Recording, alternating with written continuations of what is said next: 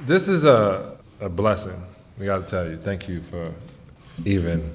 I got to thank my manager too, Kevin Parker, for even giving me this opportunity to sit in front of you people, but next to this great man. I'm one of these kids from Brooklyn, New York that wanted to be a professional athlete because I wanted to be on TVs like the Beverly Hillbillies. True story, I just wanted to live in Beverly Hills. And I had this dream and pushed for it, but then as I'm sitting here across from you and thinking about it, all the things that I had to read and the ways we looked at things came from your eyes, your wit, your great poetry with humor. And as you see, I try to do everything with humor. It makes everybody relax.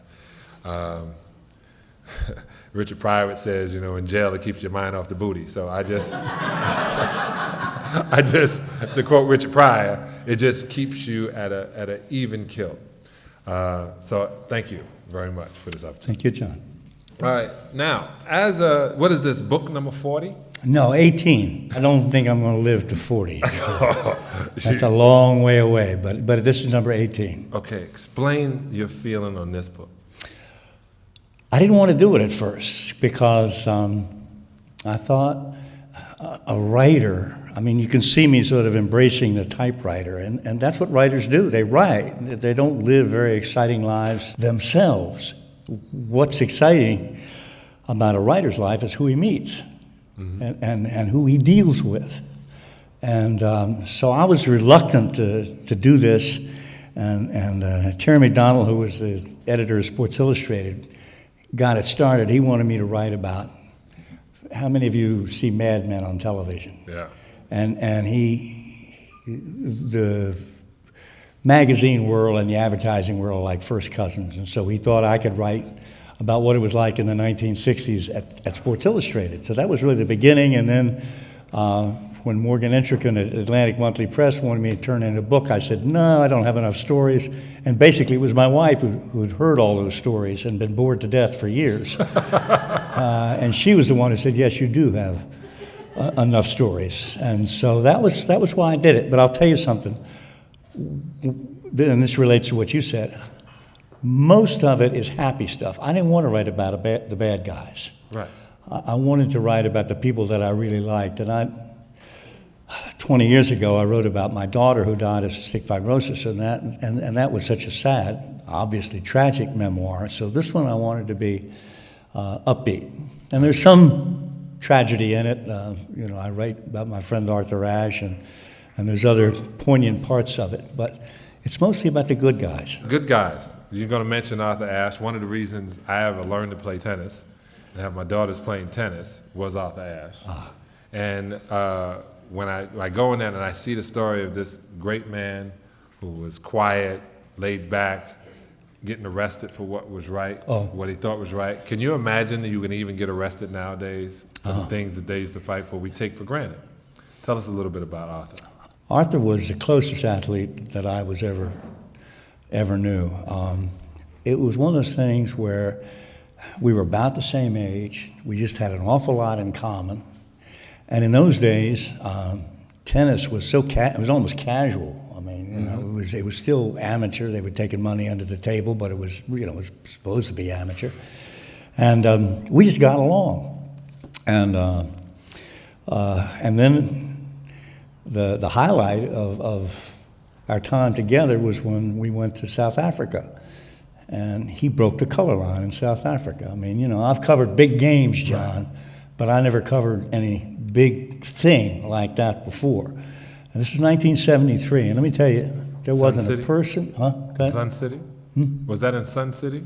No, it was not Sun City. It was right in Johannesburg. Right in Joburg. And the South African Open was then, the fifth or sixth biggest tournament in the world. And Arthur had to fight to get in there, and he finally got a guy in the South African government to let him in.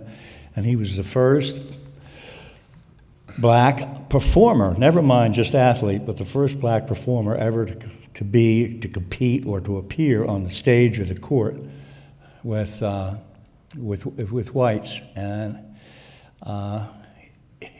once that curtain was open, once he'd opened it, they couldn't close it back. And 19 years later, Nelson Mandela is president. If anybody had said that at that time, they would, you put them in a loony bin. I mean, it was absolutely impossible. Apartheid was going to go on forever, and it was just extraordinary. And I had the privilege of living together with him at that time because I was writing a book with him, and it was a fascinating and important experience. And of course, the rest of Arthur's life, so much of it was tragic. But he was a dear man, and I'll say this too, that there were a lot of people who found out, a lot of people in my profession, who found out that he had AIDS and didn't report it because they loved him so. Let's talk about that. I mean, isn't that amazing in this day and age? Right, because I mentioned that to you in the back. What happened to you sports writers that didn't want to be on Entertainment Tonight, the ones who didn't want to be on Access Hollywood? What happened to what happens on the court, what happens on the field, what happens between the ropes at a golf match, that it doesn't make it outside, doesn't leak outside? Like, how did that anything about Tiger Woods leak outside of what was happening? Well, he hit the fire hydrant, John, and the water blew. And generally speaking, it wasn't just athletes who were protected by the press. I mean, we all know the story.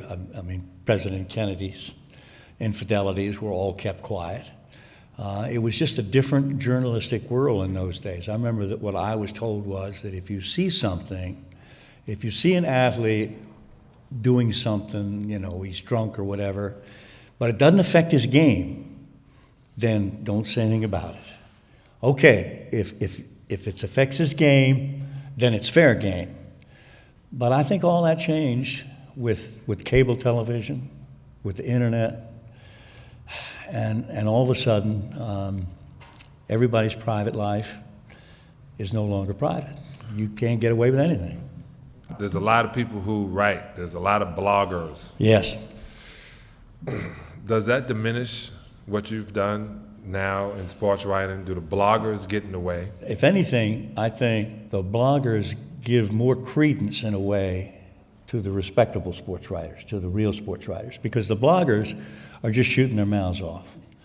They couldn't operate unless they had somebody going out and doing the hard reporting, because bloggers essentially are just offering an opinion. They're not digging up anything. I mean, most of them are just, and so the honorable reporters, the hardworking guys, the guys with the shoe leather, as we used to call it, and this is true not just in sports but everywhere, are more important, I think, all the time.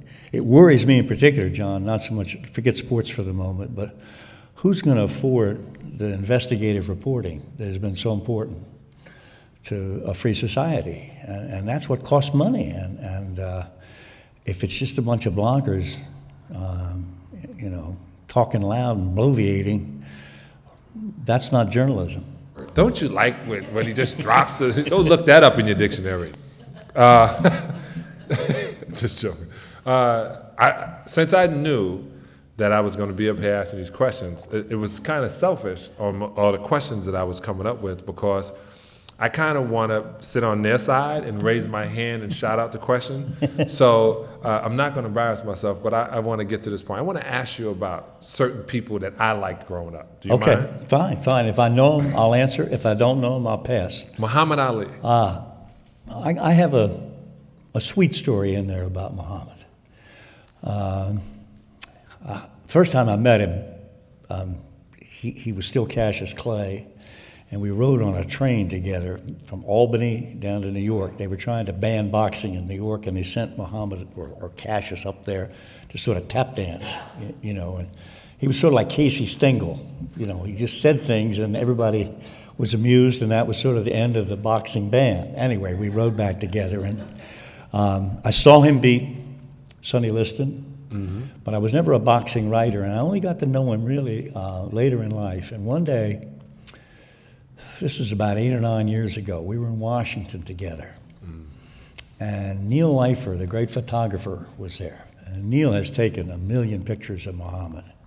And Muhammad, let me tell you, has never seen a camera that he doesn't like.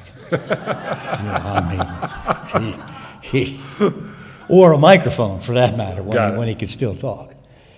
And so Neil had this idea to shoot Muhammad in front of the Vietnam monument. And I'm thinking, this is the craziest thing I've ever heard of.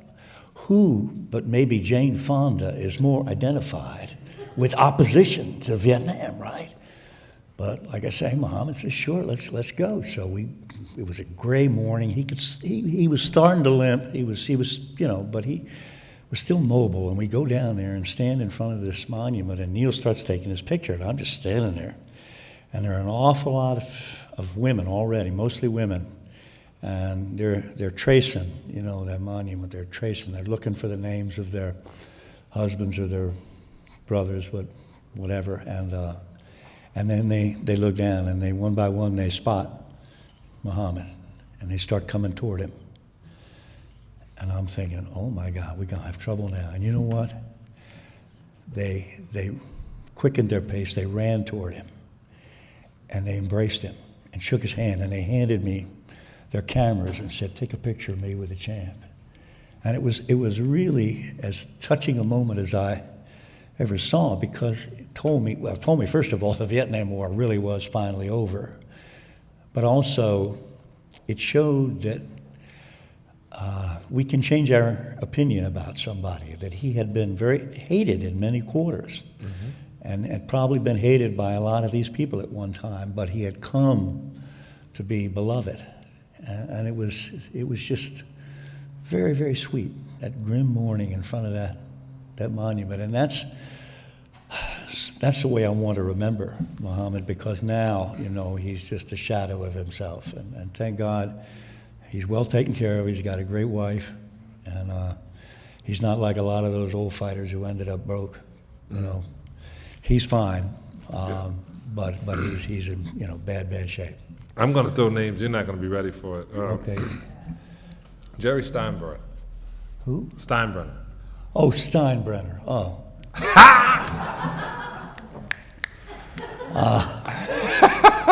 What made you mention George Steinbrenner? Because I'm 48. One of the things my moms used to make me do is read everything. And so I read everything. And as I sat in the back and thought about the comic books I used to carry and the Sports Illustrated I used to be around, and you being in New York, you have to have something about my favorite person ever as an owner. Well, of course, he was brilliant. He bought the Yankees for $11 million. He bought the Yankees in Yankee Stadium for $11 million. They just sold the Memphis Grizzlies, whoever they are, for over $300 million, right? And Steinbrenner got, the franchise and the stadium for $11 million. And he didn't put up but a little bit of it. I mean, so the guy is smart. But I wrote a couple things about him that he did not, was not crazy about. But I'll say one thing about George. I said Jerry. He would call you back. I mean, he would respond even if he hated you just as much as you disliked him. But he'd call you back. Say, all right, what is it? He wasn't the nicest conversation in the world, but he'd respond. He responded. He would respond, and that's I'll just let it go. Can I let it go at that? Let me tell you what happened. My mother said to always say something nice about somebody. You got a great mama. Yeah. One thing, and the reason I said that is because I wanted to get to the fact that I knew you were going to talk about the money part. And you talk about the great Mexican owner that you once worked for, El Tigre. El Tigre. El Tigre. You can speak Spanish better than that. Man, I can barely speak English. El Tigre. Supposedly you said in it $150 million in 2 years disappeared. Yeah. That's a lot of money. A lot of cartel money, brother. No, I'm joking. I'm just being serious. No, but where does $150 million go? I mean, who had it? Mike Tyson?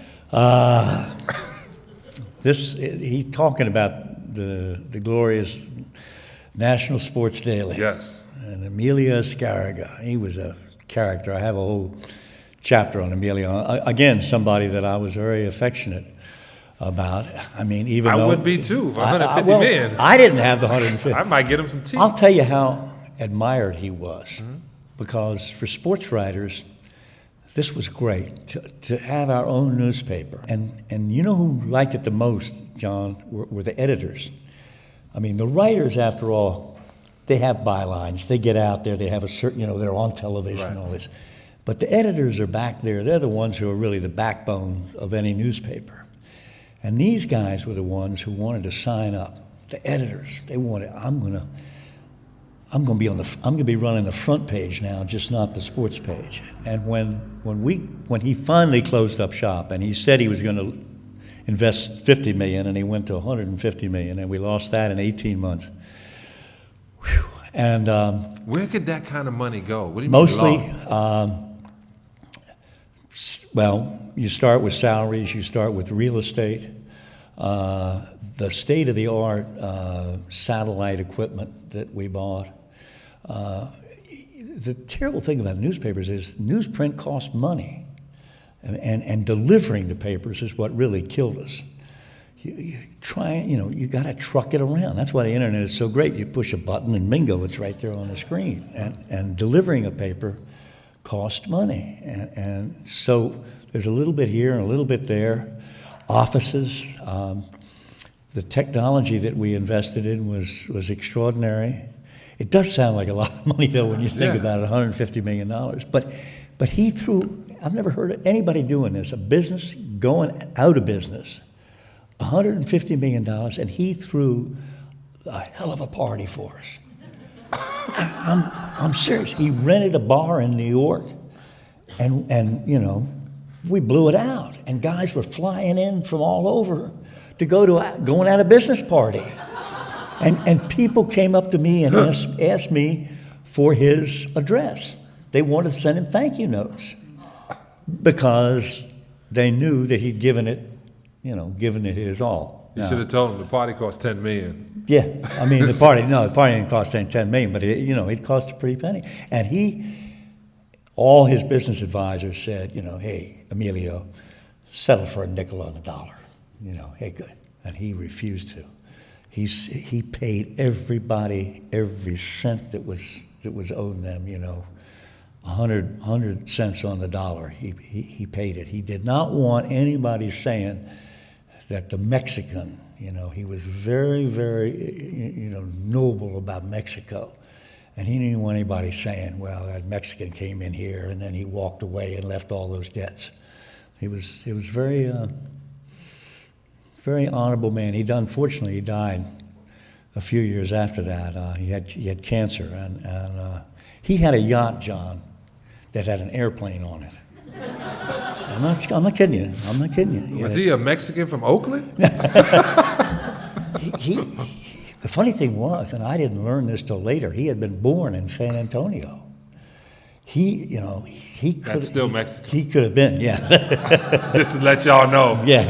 You get American taxes, but I've been there. It's very Mexican. He could have been an American citizen, but he took that yacht. He was like a Viking, and he pillaged and he was dying. He was in pain, and they just sailed off from Miami and filled him full of morphine, and they just sort of sailed off into the sunset until he died. Wow. And he was a very dramatic guy, and he's just one of the extraordinary people that I've been lucky to meet and to be able to write about. In your book, you said the best advice you've ever gotten. I don't want to spoil it totally. Okay. So what is the second best advice you ever got? That I'm not going to tell you. All right. The best advice I ever got was from Colonel Harlan Sanders of Kentucky Fried Chicken. What is? Are you ready? You're kidding me, right? No. Oh, Lordy B. No. I was covering an NCAA convention. Because you kind of look like the Colonel now that I'm looking. The Colonel said, keep the white sides, you always make money. I don't know. You can walk in any black neighborhood, black people will love you. What did the Colonel tell you? Okay. This is about 20 years ago, and I'm covering an NCAA convention. God knows why, because nothing ever changes in the NCAA. They still rip off athletes, the same as ever. And okay, so anyway, but I'm there, and I came down. It was in the Palmer House in Chicago, and I think I'd had too much to drink that night because I was covering the NCAA convention, and I needed an excuse, Anyway, so I come down the next morning, hungover, and into the coffee shop there.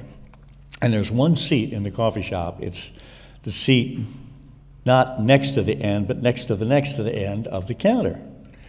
And I plopped myself down there. And then I happened to look to my left at the last seat, and who was sitting there but Colonel Sanders.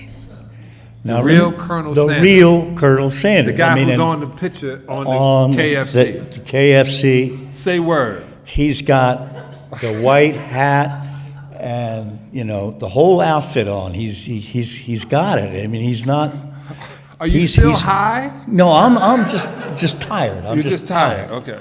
So I didn't want to bother him. He's a celebrity. I'm not going to bother him. But he struck up a conversation with me. He wasn't eating chicken. He was eating sort of oatmeal or something. That would have scared me if he was eating chicken at a diner. In the morning, yeah. Yeah. So we chatted for a while, and he took something of a liking to me. And he stands up, and remember now, he looked like God. He's got the white. How we know God is a white I know. He looked like a white person's God. Exactly. And he's got the white beard, and the white hat, and the white cane. And and he's there. And did he have a Cadillac with a black woman in it? That may have been outside, but I don't know. And he said, "Son, I've enjoyed meeting you." And I said, "Colonel, I've enjoyed our conversation too." And he said, "So I want to give you the best advice in the world." And I said, "Yes, sir." And he's standing there. And remember now, he looks just like God. This is like the white guy got. This is like the white guy's got the tablets coming down from heaven. And he says, "If you want people to listen to you," and I said, "Yes, sir." He said, "Wear a white suit."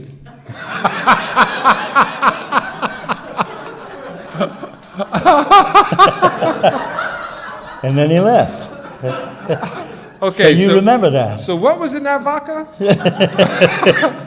That was the best advice I ever got. You really want me to believe that you went to a diner and Colonel Sanders was wearing the white suit and was sitting next to you at the diner? No, in the Palmer House Hotel now. In the Palmer House Hotel. He was wearing a suit with the black thing and the white hair and the whole thing. The whole plantation suit thing, and you expect me to believe that really happened? John, could I make that up? You're a great writer. Believe me, I could not make that up. There's some things that was the only time I ever encountered the Colonel, and that was the advice that he left me. I am going to remember that story for the rest. I might even use that in some of my things. Actually, I use that when I do graduation speeches. I shouldn't have put it in the book because now I can't use it. Because in graduation speeches, you always got the whole black thing on. Right. So, it works better in a graduation speech. So. Anyway. All right. Next, George Steinbrenner. No, I'm going to finish with George. Okay. Who was your favorite athlete to interview? Now, everybody asks you that question. I'm asking you as far as the athlete giving you something, not the one who was the most famous. You're famous, you interviewed. Can I cheat a little? Yes. Coaches are better because coaches are older. Right. And so the best athletes are young. When you were a kid, I used to dunk. I can't imagine jumping out of my bed. I used to dunk. But you didn't know you hadn't lived yet. Right. And so I've never met LeBron James, for example. Let me just take that. Right. But to interview him, I don't know if he could give you anything because he hasn't lived enough yet. Mm-hmm. And you want an old guy who's been through the war and has, had a hard time. Right. Or you want a coach because most coaches are coaches because they weren't very good players. So they've suffered, and I'm sort of talking around it because I can't think of one person. Billy Martin. Billy Let's Martin. think of a, He was pretty good. That was a damn good one. That's a really good suggestion. yes.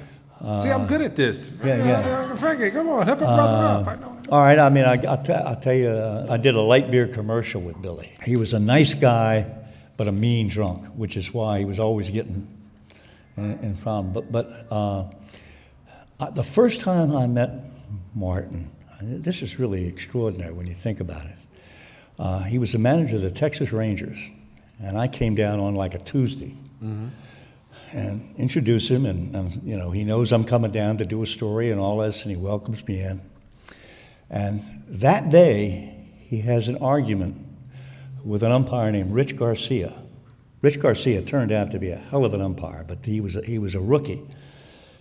And the next day, I walk into Martin's office, and he says, "Let me ask you a question." Remember that? You know, I said, "Yes." He says, "When I go out there today to hand up that lineup card, what do you think if I call Garcia a spick?"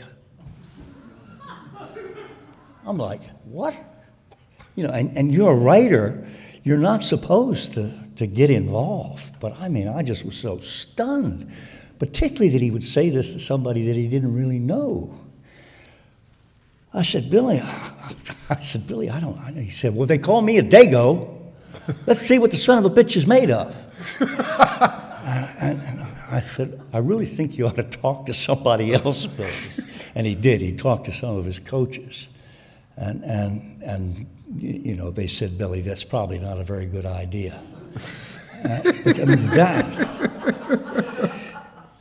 I mean, it is amazing what people will sometimes tell you. What was amazing about that is that he really didn't know me. Usually it takes a while, you know, before somebody will open up. But that's how feisty he was. And that was the first thing that came to him. They call me a dago. Okay, I'll show him. I'll call him a speck. Unbelievable. I'm so happy. I should have played baseball. I really should have. I just thought, I met C.C. Sabathian, and you know, as much money as he's making, and he's tall, Yeah. still playing. Yeah. What you say, if I threw left-handed, If you throw left-handed, you can pitch forever. I should have did I it. know all you bring you in to pitch to one guy. I went to a Dodger game, and it was too quiet. Too quiet. Yeah, no one was booing me. It's just too quiet. Well, they boo in New York, let me tell you. Yeah. But Dodgers, people said the Dodgers, everybody would leave at the seventh inning and all that kind of thing. It's a little noisier in the East, I think. You know Yeah, that. I grew up there. That's why Yeah, I just had you know I had that, to get yeah. that feeling. Your days with Sports Illustrated, the magazine has changed so much. Yes. So many things it's gone through. The biggest thing they talk about is the swimsuit issue. Does that ever get under you guys' skin that you guys are now known, well, the magazine is now known as the Sports Illustrated swimsuit issue? The only thing is that people would sort of assume that the models was like hanging around the office.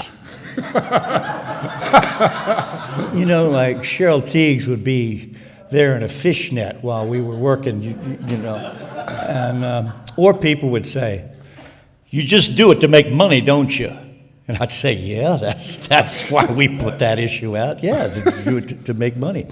But the 25th year, well, actually, the funniest thing is how the swimsuit issue started. It wasn't like a bunch of smart editors sat around and said, "You know, nothing much happens in January and February." This is before when the football season ended in December, and nothing happened, and you know, so we would always do this, travel story.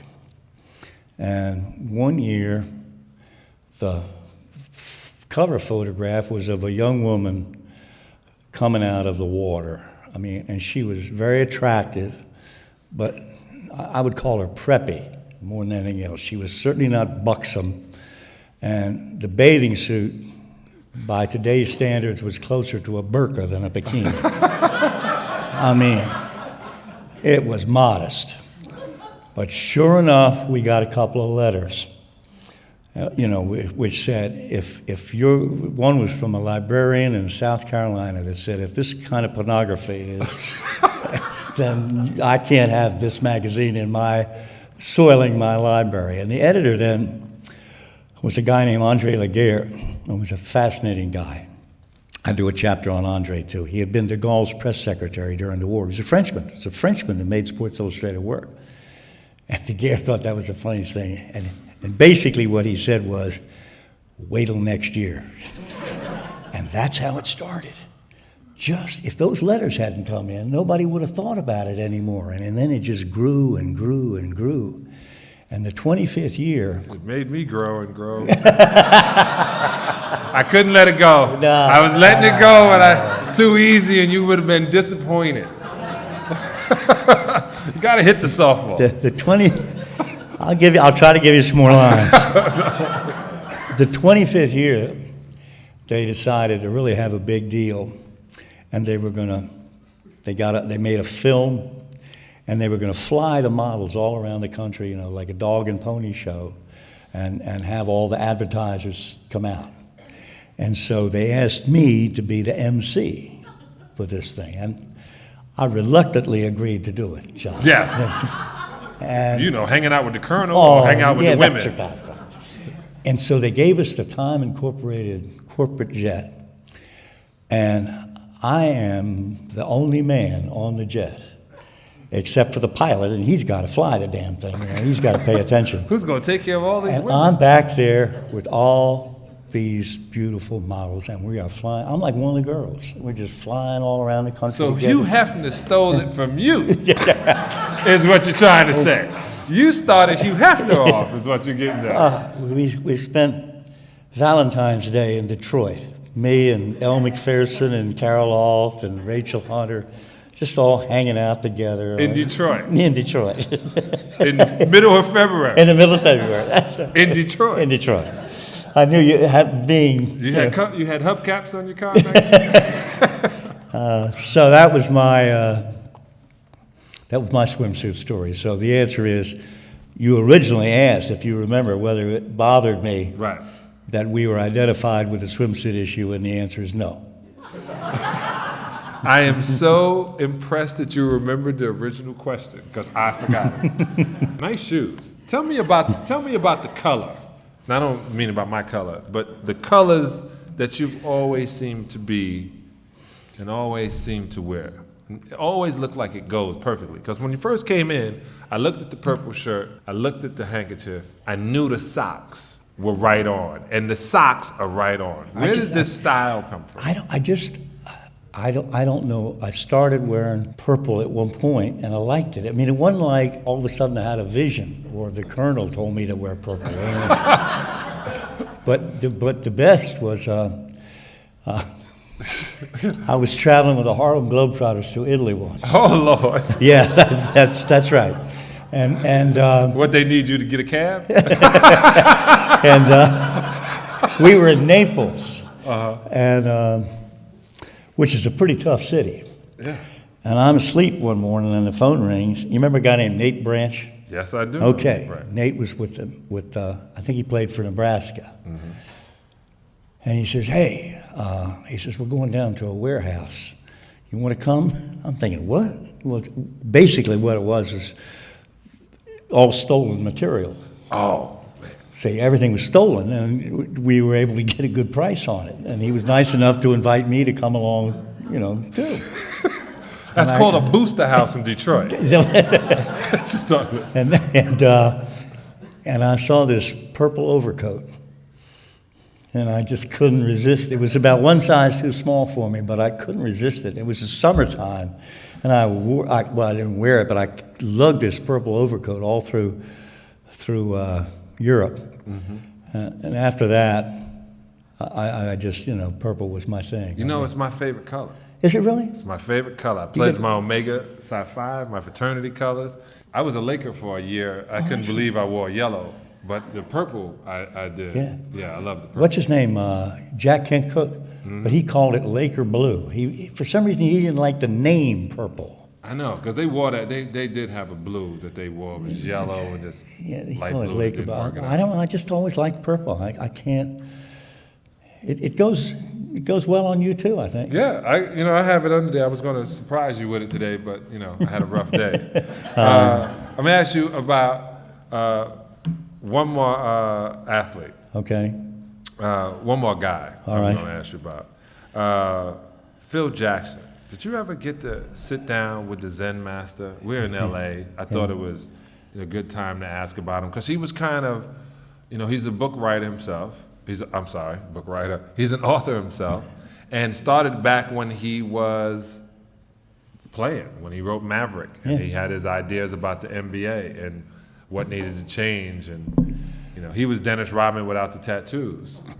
Do you have any stories about Phil? I don't have any special stories. I did do a story on him once, but I think he was saving his best stuff for his own books. Yeah, I'm serious, and he was, he's a great interview. There's no question about it. He's a great interview, and he speaks very well, and I think he's done a wonderful job of creating, like you called him, the Zen master. Right.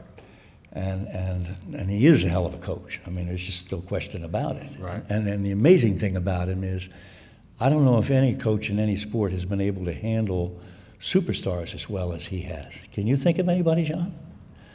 Nope. I mean, that's tough. Red Auerbach. Red Auerbach. And people would always say, well, sure, hey, it's easy to be Red Auerbach if you've got, Russell and you've got Heinsohn, you've got the Jones boys. Anybody can coach. Well, that's not true. It's sometimes hardest when you've got those 12 companies that you're trying to keep happy. It's hard. At one time. And Auerbach would be another one, but Jackson has that facility, and I think it's one of those things where you have to be with him day in and day out to see how it's done, to see how he pulls it off. All right. Well, like a comedian, I only have 20 minutes for this. No, I'm just joking. Okay. I do my 20. So I have to ask questions now.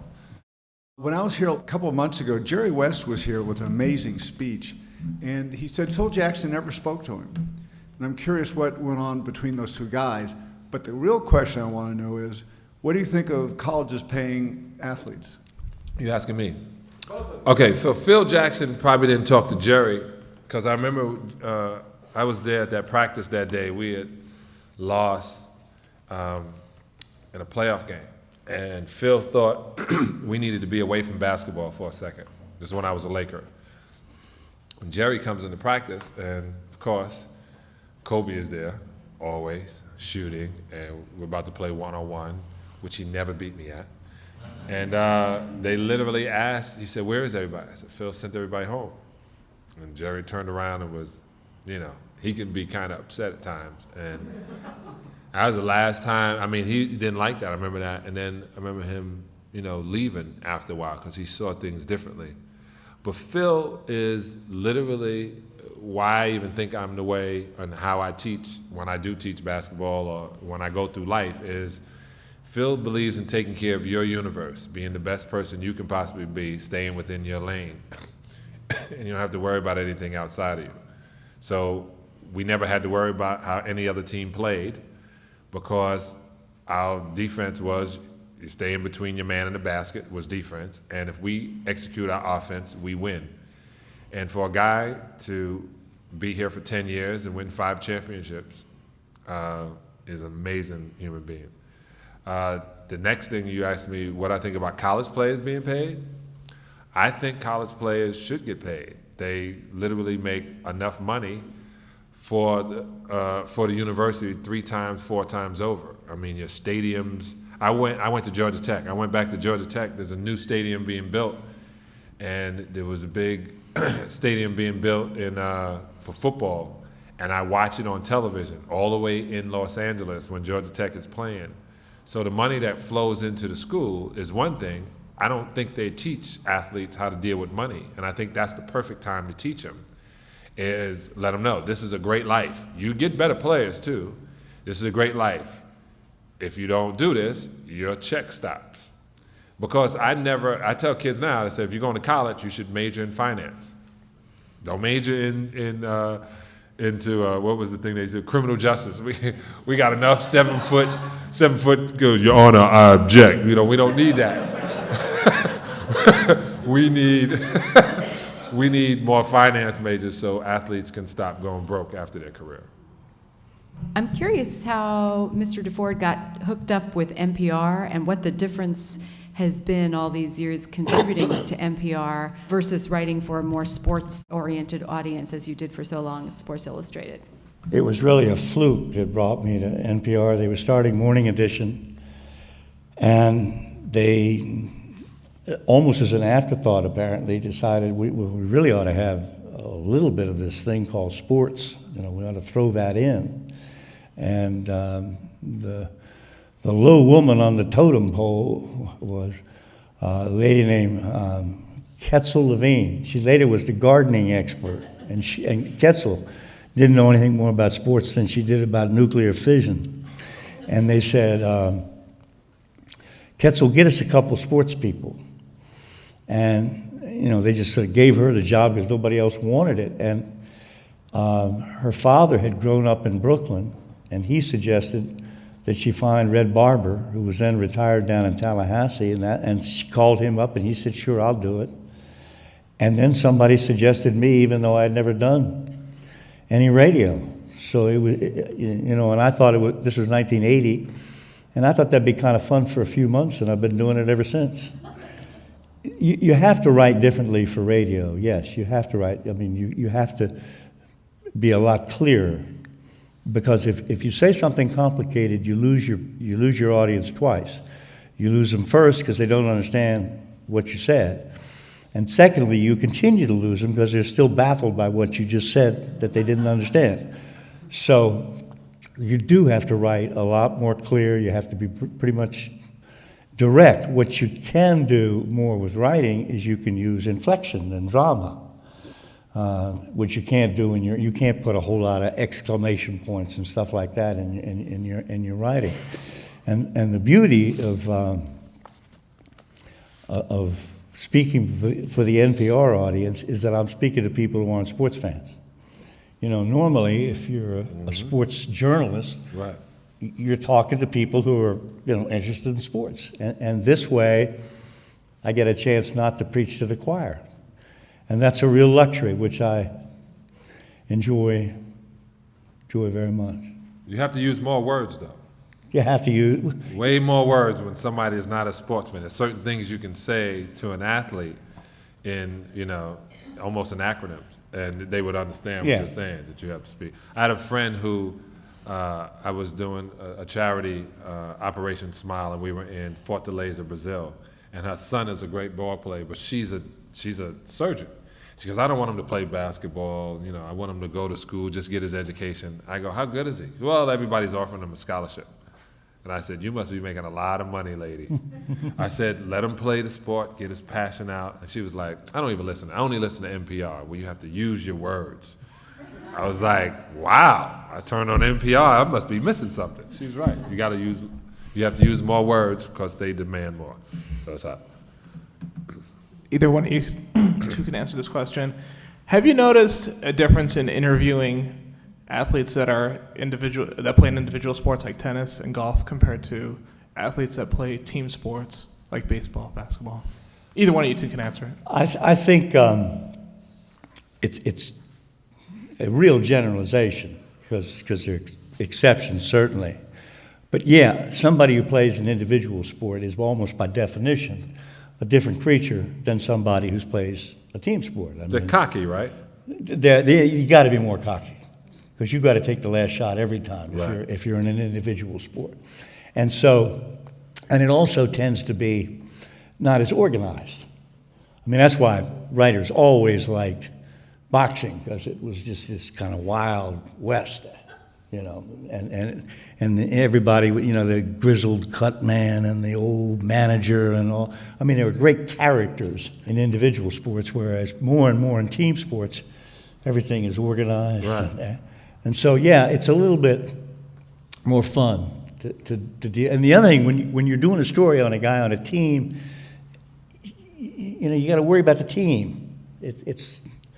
it's interesting what you said about Jackson, everybody just stay in their own lane. But you can't do that. You can't just write about LeBron James. You got to write about LeBron James and the Miami Heat. The best sports to write about are the ones with the fewest competitors and the skimpiest clothes. And I mean that. I'm not being facetious. Because you can see them. Football is a terrible sport to write about because there's so many of them out there all running around and everybody changes on every play and you can't see their faces. Savages. And that's why they keep making boxing movies, because nobody goes to see boxing anymore, but they keep making boxing movies because they're easy to make. It's just two people hitting each other. Or maybe not hitting them and still losing. And that's right, yeah, if you're Manny Pacquiao, yeah. Then that was a good I forgot interviewing. I just always found if you're an individual sport, they were more standoffish and they had more handlers. Like Jeff Gordon was my, one time was my favorite NASCAR driver, but he had a lot of handlers around him, a lot of people. I go, what does that person do? It does what that person doesn't do. That's a lot of handlers. What's your question, bro? Mr. Deford, I've been reading you since I was a teen, and the three themes that seems to come up again and again in your writing are fairness and ethics and integrity.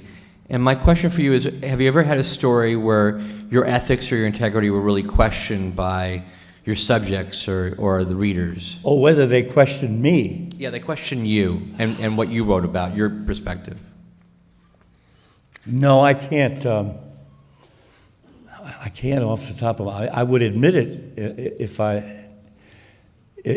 it had happened, but I can't ever remember anybody saying that I had been unethical in a story. I can't remember that. I guess it was just the first thing I learned was if you were told something off the record, it was off the record, and no matter how good the material was, if you were told it in confidence, you had to keep it in confidence. And I've always abided by that principle. I just think that's the way it should be. But I'm sure you've told things to writers and said, this is in confidence, this is off the record. And if a guy breaks that rule once, nobody ever gives him anything in confidence again. I'm glad he asked that question. How does the papers get leaked? How do the papers truly get leaked? It's just me and you here. No, don't worry about this camera that's broadcasting across the world. Tell me the truth. How in the world do you guys find out about my contract when I don't even know it? Who in the office do you call? Just tell me, just me and you, Frankie. People love to tell secrets. How do they get it? Does it come from a secretary? Does it come from the general manager? Does my agent call and tell you before he tells me, and so we can blame the general manager? Because I got to a point where I didn't know who to believe. So how do you guys get it in the paper? I do remember one time, this was amazing, and this doesn't answer your question, but I knew you were going to get away from it. Who shot Kennedy? No, but it's going to make you wonder all the more. Oh, thank you. I don't believe in enough conspiracies. Doing a story. This is when Wilt Chamberlain first comes to the Lakers. My hero. Okay, and I'm on the plane coming east there. We're flying into New York or Boston or somewhere, okay? And while we are on the plane, it was either West or Baylor, one of them decided that they couldn't play. They had an injury and they couldn't play. And this was decided on the plane, okay? The plane lands, and I get off, and I call up somebody, a friend of mine who bet basketball games, and I said, hey, I just want you to know something. West ain't playing tonight. He calls up his bookie, and the odds have already changed. Now, I don't know how that just tells you how information gets out. I do remember that. I was astonished that somehow that information, the line had changed by 3 or 4 points while the plane was in the air. I don't know. I'm just saying it just secrets. I'm just going to say this because now I'm going to steal that whole technique you just did. I asked you, and then you slid on my side, and now I don't know what I asked. No, I'm joking. No, okay, another question from our great audience, because I got one too. Go ahead, brother. I'm going to try not to load this question with my own feelings about it, so I'm just going to throw it at you and let you riff on it. I coach youth lacrosse, and increasingly I see this abyss between the values that we're trying to teach in youth lacrosse and what happens with professional lacrosse, with professional sports. I mean in all the sports, not lacrosse, because it isn't where basketball and football and so on are.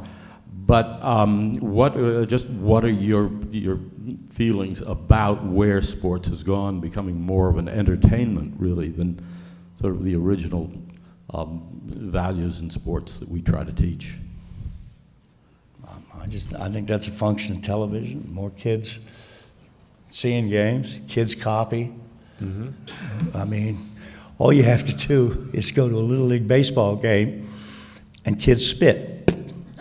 They don't spit anywhere else, but they've seen baseball players spit. Right. So a kid he puts on a Little League baseball uniform, and all of a sudden he spits because he saw baseball players do it, and kids just copy. I guess sports is more entertainment simply because it's more visible. It's on television, more people see it, but I don't think it's changed markedly. I don't. I think it's changed because the players are getting younger and younger and younger. And so when I played, I had vets that did it right. We call it doing it right. But I was around a guy like Adrian Dantley who taught me how to eat, how to dress, what to say, what not to say. One, go shower and dry and put on your clothes before you do an interview. You see guys sweating all over people, looking down at their socks, not getting it, and then yelling back at somebody else because you're mad. What? I'm trying to get a job after this. Smile, smile when you lose, smile when you win.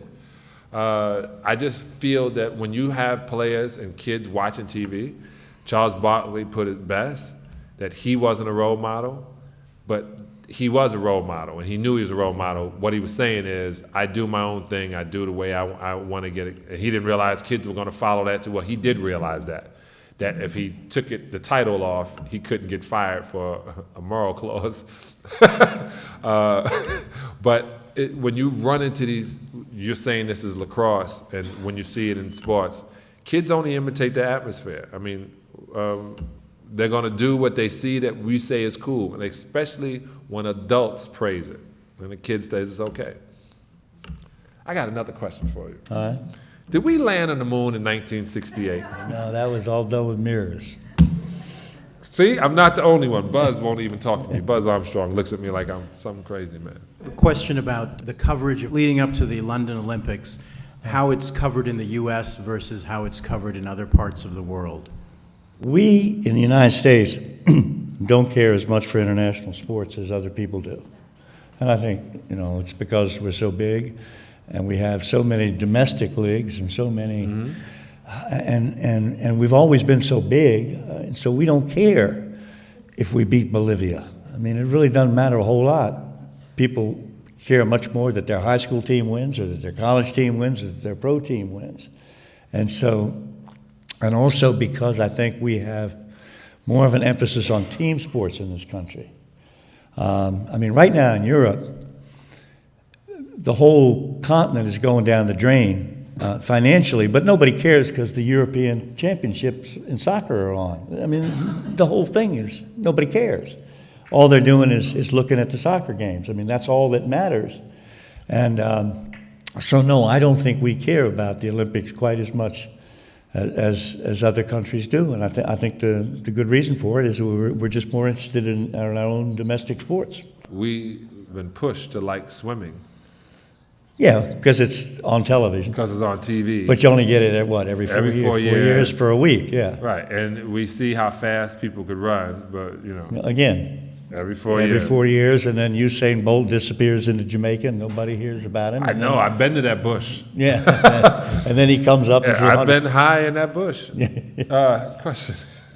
Not a very serious question. What are each of your favorite sports movies? Favorite sports movie? Eddie. I was in that one. Oh. And Eddie is probably the best basketball movie ever made. Whoopi Goldberg starred in it. Come on. Eddie. No, North Dallas 40. The Longest Yard. I literally got Burt Reynolds to autograph a number. My number was 22 because of that movie. I loved the number, and then when I saw it at the Mean Machine, I wore number 22 all the way until I became a Laker, because they gave it to me before I went out to picture day, and then somebody grabbed me and said, that number's hanging. That was Elgin's number. But they still gave it to me, and then they gave me number 16. But I would say They didn't retire Elgin's number? They did, but obviously no one remembered that it was hanging up during picture day at the Forum. Yeah, you know, hey, great organization. Yes, young man. I'm a little more lyrical. I like Chariots of Fire. We all watched the Kings last night win the National Hockey League championship. I wonder if any of you can tell me why it is we don't see any African-American players. It was cold, man. You don't see that many playing for Green Bay Packers. No, this is the deal. They are African Americans. Let's talk about that. I call myself a Black American.